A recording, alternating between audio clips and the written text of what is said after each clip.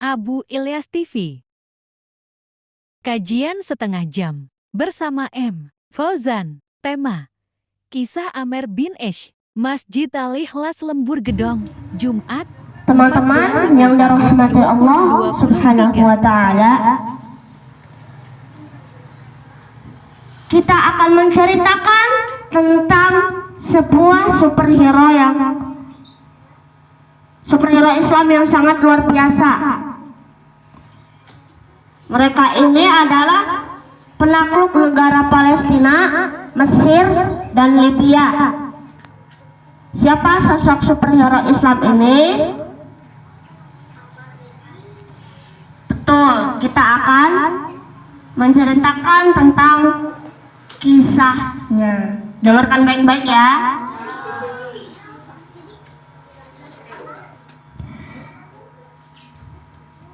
Teman-teman yang dicintai Allah Subhanahu wa Ta'ala, sahabat mulia ini namanya Amr bin As bin Wail al-Qurashi. Dia berasal dari suku Quraisy. Nah, suku Quraisy itu suku bangsa Arab ya. Sukunya Nabi Muhammad juga.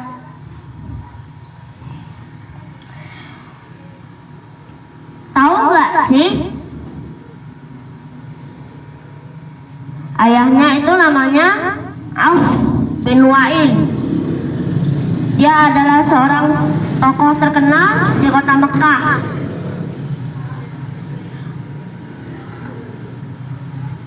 As bin Wail juga termasuk keturunan bangsawan dan juga seorang hakim yang terkenal dan sering berceramah di depan umum. Nah, kalau ibunya, siapakah dia? Ada yang tahu? Namanya adalah Nabilah binti Abdullah. Siapa namanya? Betul. Silakan nih, maafkan nih. Siapa? Ambil Kak. Siapa yang barusan jawab?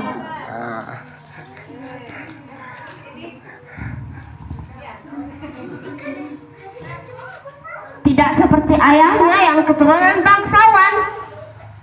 Nabilah binti Abdullah ini adalah seorang budak yang diperjualbelikan di pasar di kota Mekah. Namanya apa? Gak tahu. Namanya Ukal. Sekali lagi, nama pasarnya namanya apa? Betul. Usah. Lanjut. Lalu ada seseorang namanya Abdullah bin Jad'an membelinya di pasar Ukas itu. Abdullah pun membawanya ke rumah As bin Wail dan menghadiahkan budak itu kepadanya.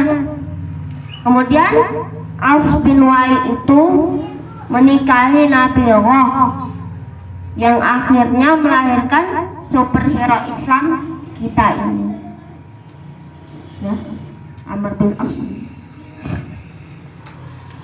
Ketika sebelum Islam, dia itu sangat membenci Islam dan Rasulullah SAW. Bahkan dia nggak rela kalau ada sahabat yang bisa hidup tenang dan melakukan ibadah dengan baik. Dia terus berusaha sekuat tenaga. Biar apa? Biar orang-orang para sahabat itu kembali ke agamanya yang dulu. Makanya banyak itu para sahabat yang disiksa hari demi hari, bukannya semakin membaik, tapi semakin parah. Ya, semakin parah. Tapi mereka tetap bersabar, imannya kuat. bahkan imannya menjadi lebih kuat.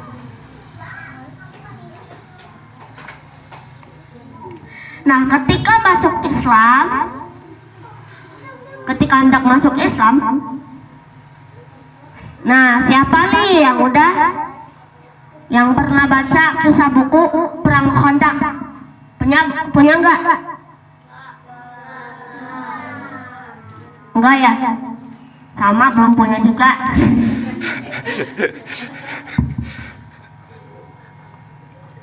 Setelah terjadinya perang, Amr bin As pergi menemui Raja Najasyi, seorang raja yang ada di Raja Najasyi.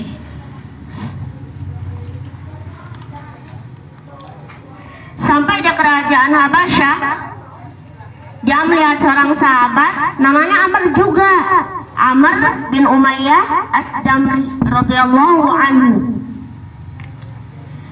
Dia kaget banget melihat sahabat itu keluar dari ruangan Raja Najasyi. Dia langsung bergegas menemui Raja Najasyi. Di hadapan sang raja, Amr langsung mengatakan bahwa yang baru keluar dari ruangannya itu adalah musuh penduduk Mekah. Dia meminta izin kepada Raja Najasyi untuk membunuh sahabat Rasulullah SAW itu. Mendengar ucapan Amr bin Al-As radhiyallahu anhu, raja langsung marah dan berkata, apakah kamu akan membunuh seorang yang dikirim oleh Rasulullah? Rasul yang telah didatangi malaikat Jibril dengan bawa wahyu dari Allah. Amr bin As kaget mendengar ucapan sang raja. Ternyata Raja Najasyi udah beriman sama Allah Subhanahu wa taala. Cuma Raja Najasyi tidak bisa melaksanakan syariat-syariat Islam di sana. Kan menurutnya banyak kan yang selainnya tuh. Dia juga raja. Maka diapain tuh kalau melaksanakan syariat Islam, kan kebanyakannya Nasrani. Oke, lanjut. Lalu Raja Najasyi bilang ke Amr bin As, sungguh celaka diri kamu. Taatlah dan berimanlah kamu kepada Muhammad sallallahu alaihi wasallam. Demi Allah, dia berada di atas kebenaran. Rasulullah akan mengajak seluruh penduduk Mekah dan seluruh manusia untuk beriman kepadanya. Ucapan Raja Najasyi itu didengar Amr bin Al-As radhiyallahu anhu. Allah memberikan hidayah Islam langsung masuk ke dalam hatinya tanpa harus pikir panjang. Nah, tanpa harus pikir panjang, Amr bin Al-As langsung menyatakan dirinya mau masuk Islam. Sepulang dari negeri Habasyah, Amr bin As langsung pergi menuju kota Madinah. Dia pengen bertemu dengan Rasulullah SAW dan masuk Islam. Di tengah jalan menuju kota Madinah, Amr bin As ketemu sama Khalid bin Walid dan Utsman. Utsman di sini Utsman bin Talha. Mereka bertiga berbicara dengan serius. Ternyata mereka bertiga memiliki keinginan yang sama. Keinginannya adalah mau masuk Islam. Amr bin As pun melanjutkan perjalanan ke Madinah bersama dua orang itu. Sesampainya di Madinah, Amr langsung bertemu Rasulullah SAW dan mengucapkan dua kalimat syahadat.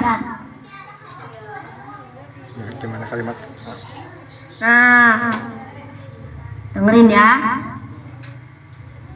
Siapa yang hafal kalimat syahadat? Ya, yang mana Bu? Cowok satu, cewek satu. Ayo, cowok. Pilih Agung aja.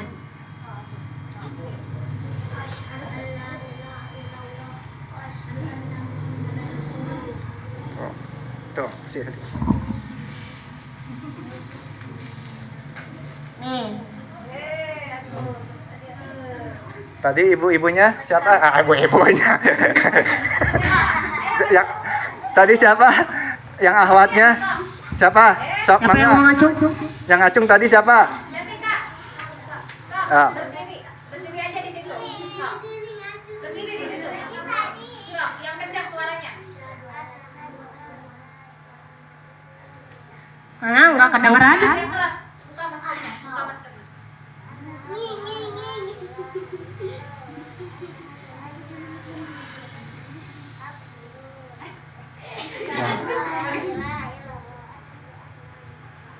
Rasulullah ya. Tuh. Ya, bagus. Nih, siapa yang mau? Sama ya.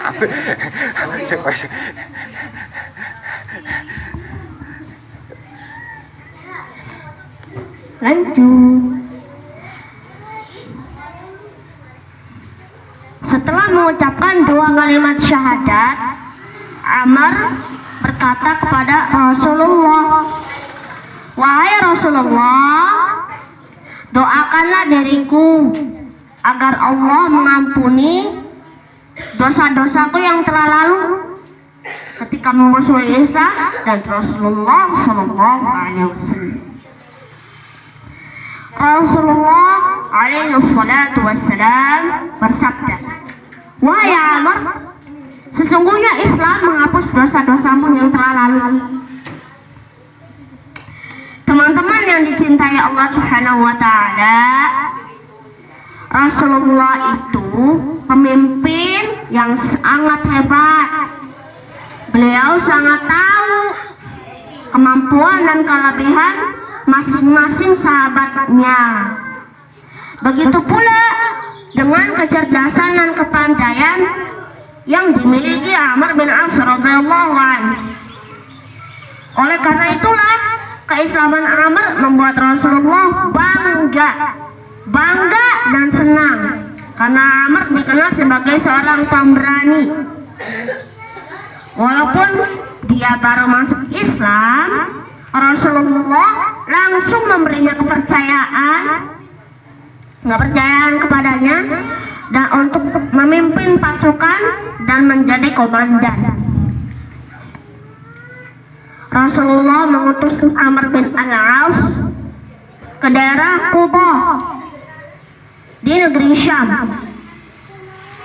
Pasukan muslimin ingin memerangi kaum kafirin di sana yang melanggar perjanjian damai dengan Rasulullah Shallallahu Alaihi Wasallam. Pertempuran yang terjadi pada bulan Jumadil Akhir tahun 8 Hijriah ini dikenal dengan nama Perang Zat As-Salasil. Perang Zat As-Salasil. Betapa besar kepercayaan Rasulullah SAW kepada Amr.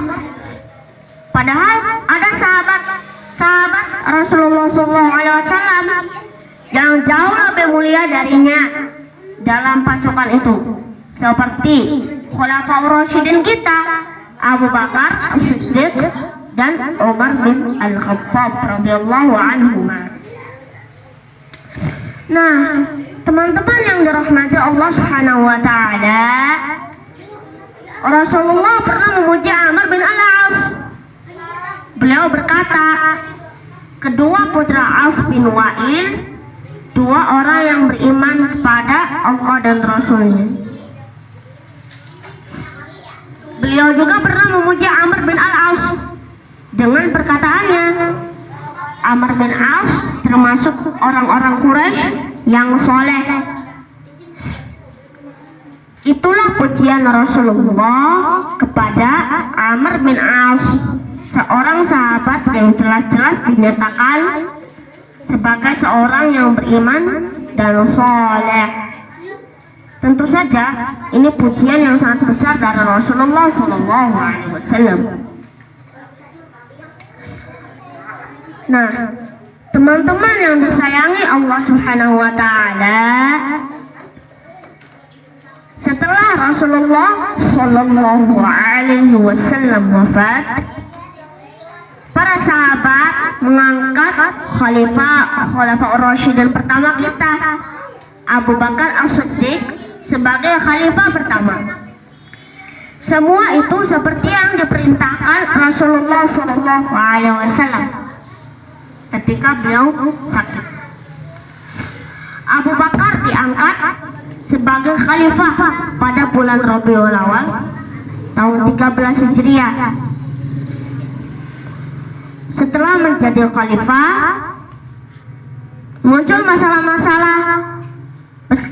masalah-masalah besar di daerah-daerah seluruh Arab. Banyak yang keluar dari Islam dan banyak pula yang nggak mau bayar zakat. Mereka yang murtad itu keluar dari Islam ya, beranggapan bahwa Islam hanya ada waktu Rasulullah SAW masih hidup. Jadi ketika Rasulullah SAW wafat, mereka banyak yang kembali kepada agama mereka dahulu. Melihat kondisi itu, Khalifah Abu Bakar As-Siddiq tidak dapat tinggal diam. Dia mengajak orang-orang Arab yang murtad itu untuk bertobat dan kembali ke Islam. Sebagian dari mereka pun bertobat, namun sebagian lain tetap memilih keluar dari Islam. Nah, maka yang memilih keluar dari Islam inilah yang diperangi sama Abu Bakar As-Siddiq. Tapi sebelumnya Abu Bakar As-Siddiq bermusyawarah dulu dengan para sahabat lain. Mereka pun memutuskan untuk memerangi bangsa Arab yang tidak mau bertobat dan kembali ke Islam. Abu Bakar membentuk pasukan yang kuat yang terdiri dari para sahabat Ansor dan Muhajirin. Pasukan itu bertugas memerangi kaum murtad. Amr bin As diperintahkan untuk memimpin pasukan ke daerah Daumatul Jandal. Mereka memerangi suku Qudha'ah, Wadi'ah dan suku Haris. Kemudian teman-teman yang dirahmati Allah Subhanahu wa Ta'ala, setelah berhasil memerangi kaum murtad, Abu Bakar berniat untuk menyebarkan dan mendakwahkan Islam ke Syam. Mau didengarkan?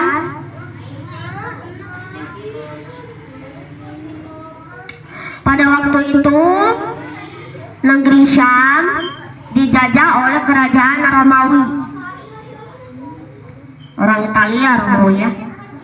Ide beliau ini pun disambut gembira oleh seluruh sahabat. Kerajaan Romawi terkenal punya pasukan yang sangat besar karena mereka itu umurnya panjang udah ribuan tahun.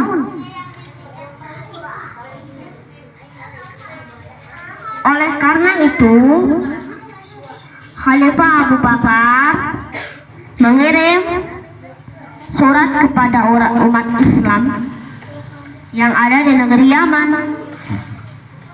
Khalifah mengajak mereka ikut dalam perjalanan dakwah membebaskan Syam. Penduduk Yaman menyambut ajakan Khalifah ini dengan senang hati, bukan secara terpaksa ya. Beberapa suku Arab yang ada di Yaman pun datang ke kota Madinah. Mereka pengen ikut berdakwah dan berjihad melawan kerajaan Romawi. Setelah mendapatkan pasukan dari umat Islam Yaman ya, Khalifah Abu Bakar mempersiapkan pasukannya untuk berangkat ke Syam. Beliau memang sosok khalifah yang hebat, cerdas, dan sangat pandai dalam mengatur strategi. Beliau juga sangat paham dan ngerti itu jalan-jalan dan tempat-tempat yang ada di negeri Syam. Nah, Abu Bakar membagi pasukan muslimin menjadi 4. Salah satunya adalah Amr bin As yang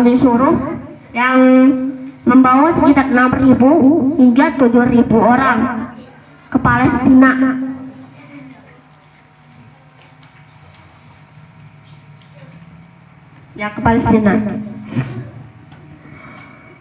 Nah, dalam perjalanan menuju Palestina, Amr bin As dan pasukannya pergi meninggalkan Madinah melewati tepi Laut Merah hingga ke daerah Arobah.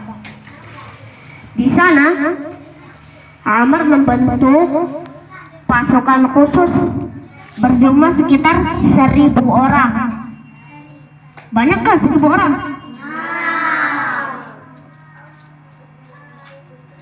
Nah, 1.000 orang pasukan ini dipimpin oleh anaknya Khalifah Umar bin Khattab. Siapa yang tahu?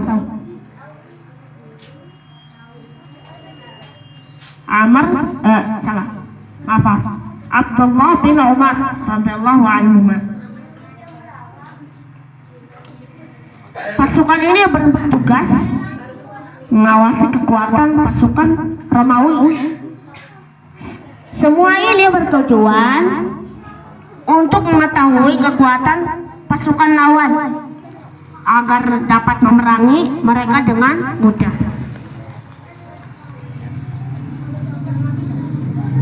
Tapi pasukan pengintai ini yang dipimpin oleh Ibnu Umar radhiyallahu anhu ini ternyata tidak berjalan dengan lancar loh teman-teman. Kenapa ya? Mereka malah berhadapan dengan pasukan Romawi. Dari Mulutnya dikunci. keluarga hingga wafatnya Ibnu As bin Wail. Terjadilah pertempuran antara pasukan Abdullah dan pasukan Romawi.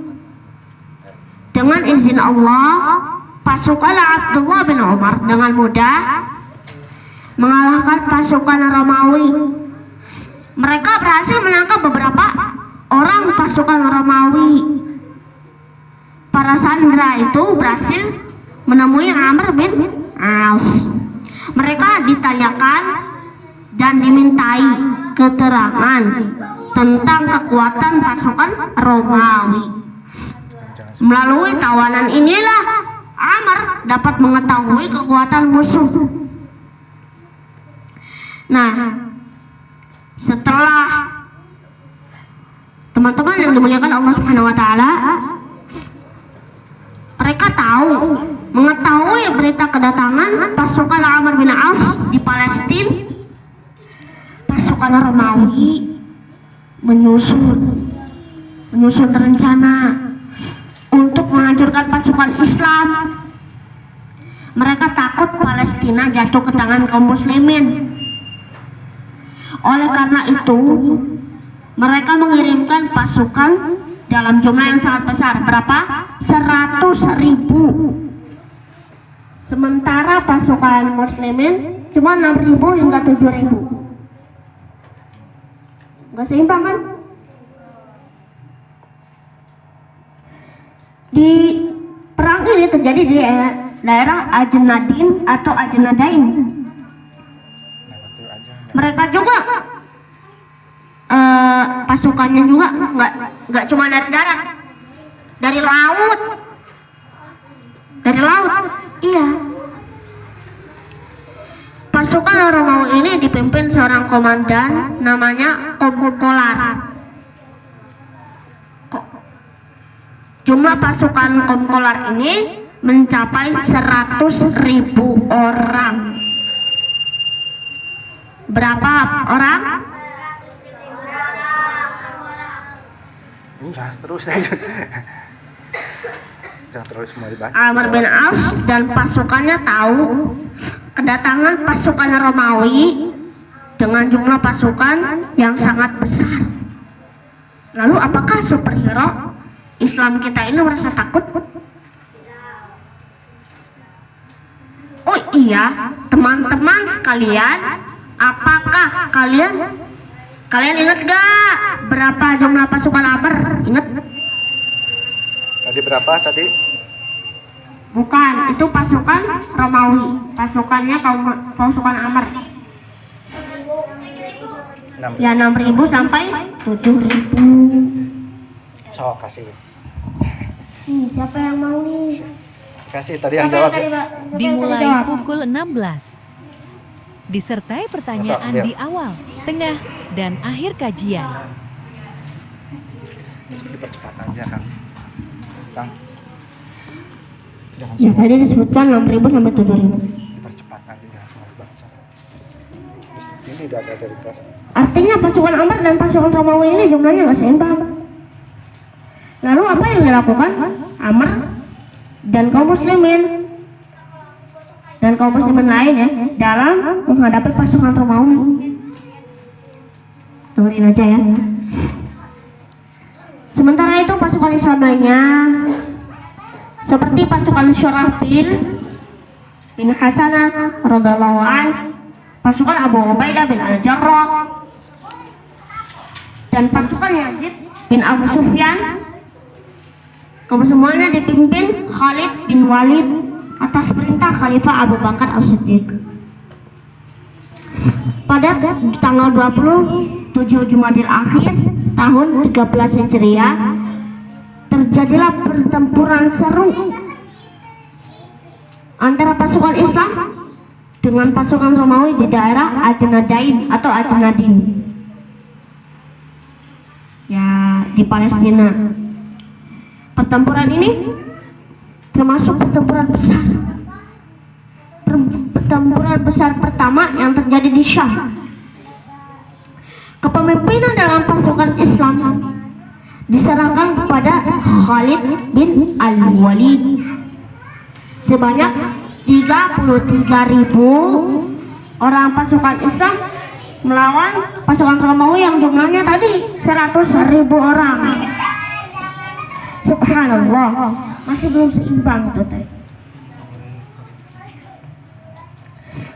Setelah kemenangan pasukan Islam di daerah Ajnadain pada tahun ke-19 Hijriah, Amr melanjutkan penaklukannya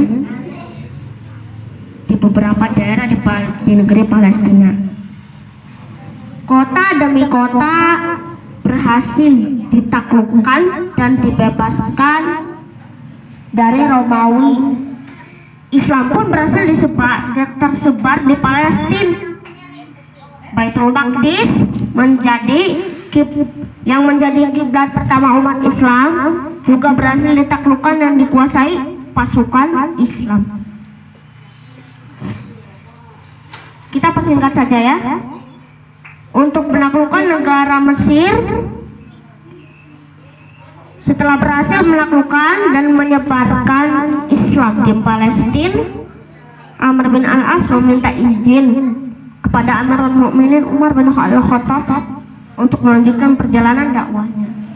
Kali ini perjalanannya ke kota Arish. Kota itu banyak dipenuhi dengan kebun-kebun kurma. Di mana kurma itu buah yang marak di bulan Ramadan ini ya. Amr dan pasukannya gak banyak mengalami perlawanan dari penduduk Arish yang agamanya kayak agama yang di penduduk Abbasiyah itu Nasrani, yang rajanya itu Raja Najasyi, tapi udah masuk Islam, cuma nggak bisa melaksanakan syariat Islam di sana. Dari kota Arish, Amr melanjutkan perjalanan ke kota lain namanya Farama. Kota Farama ini dikuasai oleh Romawi dan kaum Nasrani. Penduduknya Nasrani, ada yang Nasrani, ada yang Romawi lah.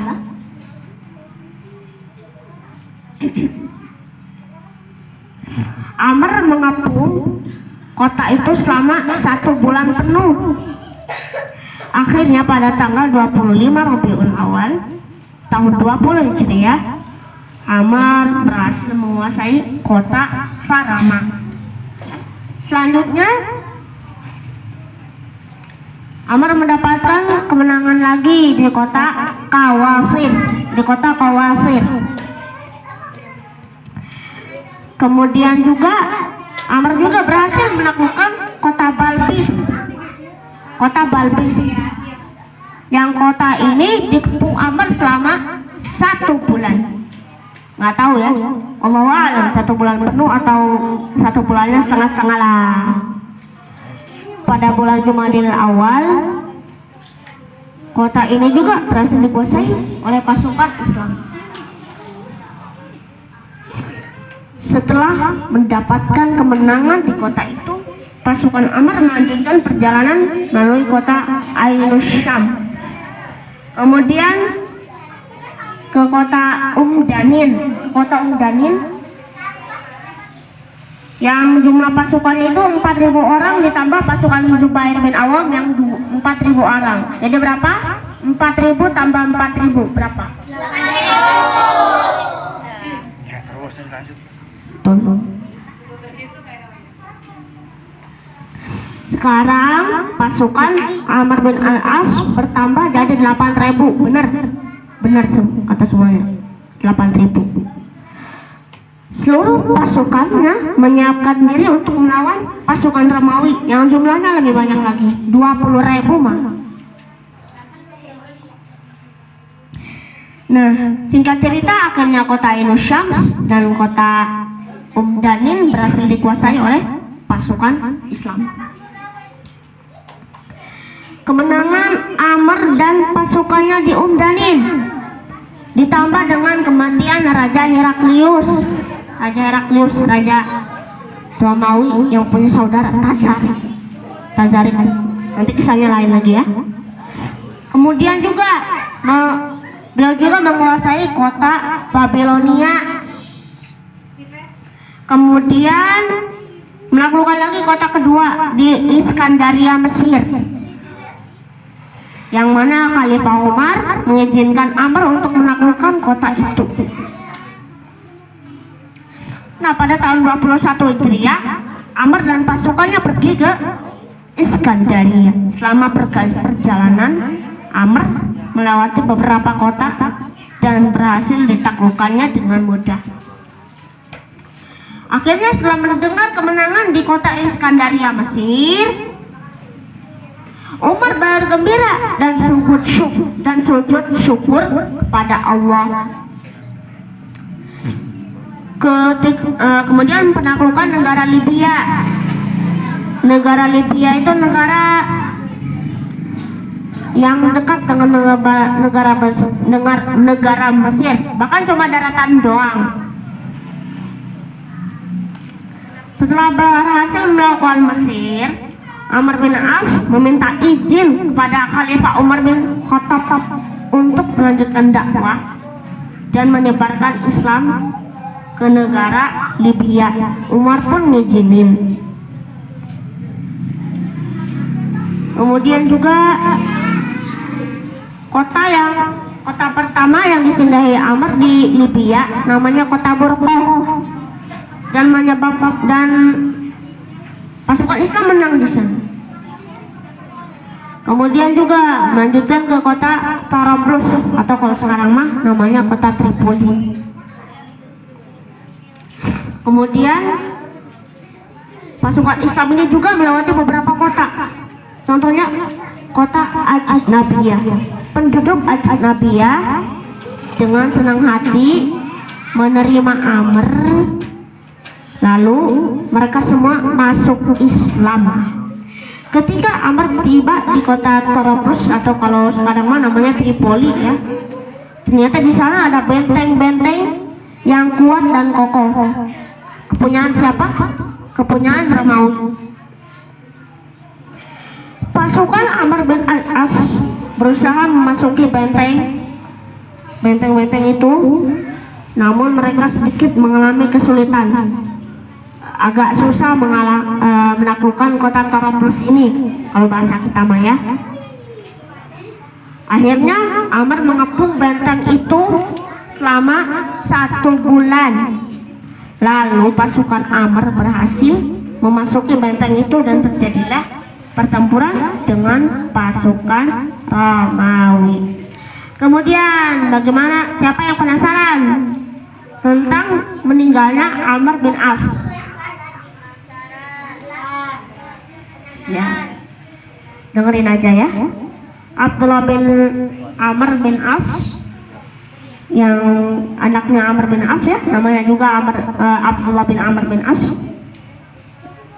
menceritakan bahwa ketika ayahnya, yaitu Amr bin As, sakit keras dan dalam kondisi sakaratul maut, dia berdoa kepada Allah dan terus berdoa. Dia memohon ampun kepadanya, sehingga dia mengangkat jari telunjuknya dan berkata, La ilaha illallah. Itu cara mentalkinkan mayat,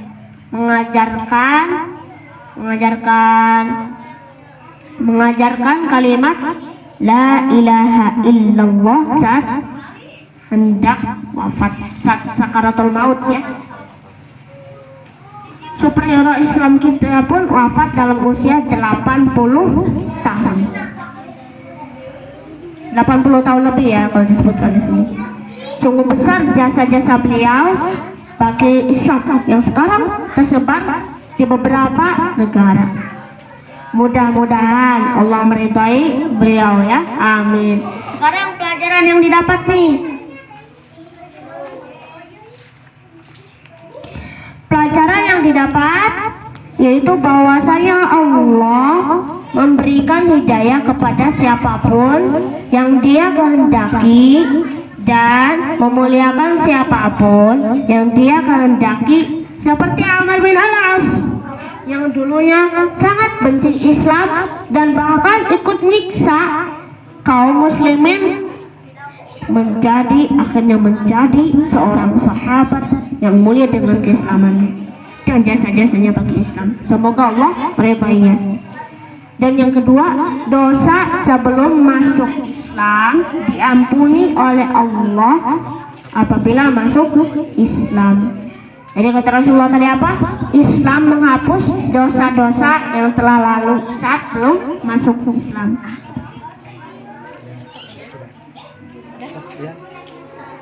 Ya sudah, tutup aja demikian. Jadi sudah ya. Terus like, Kisah tentang share, Amr bin subscribe Al-As biar ini. gak ketinggalan Indo terbaru. Gimana dari ceritanya? Abang Ilyas Seru? TV Channel. Masih penasaran dengan sahabat lain? Oke, nanti kita lanjutkan di lain hari ya, insya Allah. Sampai cukup sekian cerita di sini. Wassalamualaikum warahmatullahi wabarakatuh. Barakallahu fikum. Wa ma'alikum.